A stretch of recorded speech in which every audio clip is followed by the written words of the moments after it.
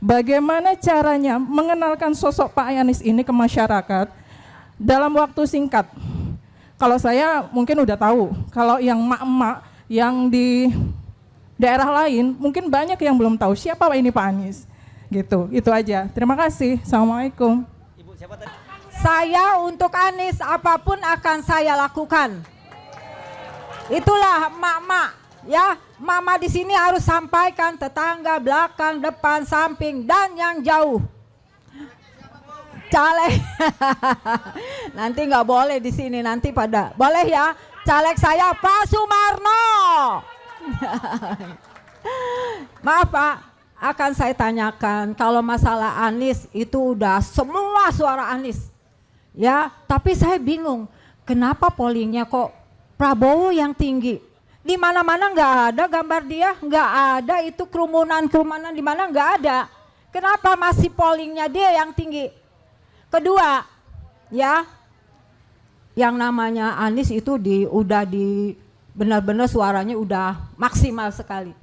Kenapa pemakzulan aja kok susah gitu? Sampai sejauh ini kok nggak ada titik terang gitu? Kenapa dia udah jelas-jelas ijazahnya palsu?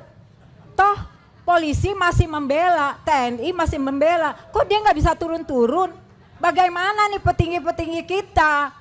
Kita harus berjuang sampai sejauh mana kalau tetap begini. Terima kasih. Wassalamualaikum warahmatullahi wabarakatuh.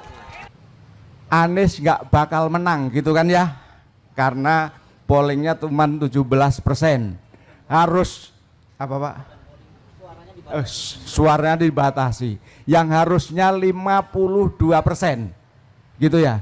Terus disampaikan tadi Pak Said Didu juga caranya gimana biar menang pakai apa tadi? Panci gitu ya, apa menyelesaikan masalah itu gitu ya. Terus kemudian TPS diplototin kata Pak Rocky Gerung gitu ya Pak ya. Oleh karena itu pertanyaan saya sederhana, apakah kira-kira yang menghalangi untuk kemenangan Pak Anies itu bisa dihilangkan apa enggak gitu ya, bisa enggak Pak kira-kira seperti itu. Terus cara menghilangkannya gimana selain panci dengan mempelototi apa tadi TPS ya, gitu kira-kira seperti itu. Sekian, assalamualaikum warahmatullahi wabarakatuh. Nama saya Sumarno Pak, sambil anu ya. Ya, caleg Kota Tangerang, Dapil 3 Pinang Cipondoh nomor urut 1.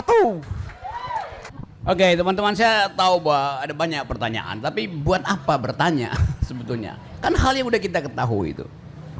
Menangkan Anies, menangkan. Ya kan you datang di sini justru untuk itu. Jadi coba kita lihat apa sebetulnya ide di belakang pertemuan semacam ini. Yaitu memastikan apa yang dibicarakan malam ini besok pagi tiba di pos ronda. Apa yang dibicarakan malam ini tetangga ikut dengar nanti. Anda harus bercerita. Semua yang kita ucapkan di sini harus menghasilkan tambahan suara. Itu masalahnya tuh.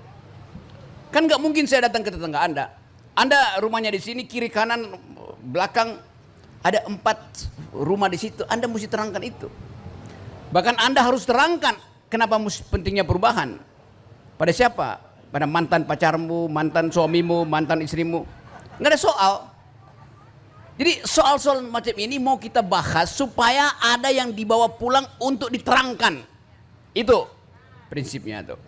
Tadi pertanyaan soal negara maritim, ya jelas. Tapi Anda tadi kacaukan, suatu saat Anda bilang negara kepulauan, kalimat berikutnya negara maritim, beda. Ini negara maritim, di tengah-tengahnya ada pulau-pulau, bukan kepulauan yang ada airnya, enggak. Itu caranya mesti begitu lihatnya. Ini negara kelautan yang ada pulaunya, bukan negara kepulauan yang ada lautnya. Beda, bisa bedain ya tadi, kayak teman mahasiswa tadi. Jadi kalau ini negara perairan yang ada pulau, maka aktivitas perairannya mesti dimaksimalkan. Transportasi, sumber daya di situ tuh. Itu aja perspektif. Jadi rubah dulu cara berpikirnya. Pemimpinnya akan datang bahwa ini perairan yang ada pulau-pulau. Itu soal pertama tuh. Jadi mahasiswa mesti tajam tuh. Jangan mendua tuh cara melihat soal tuh. Bisa nangkap ya? Poin saya tadi. Yang kedua soal lingkungan.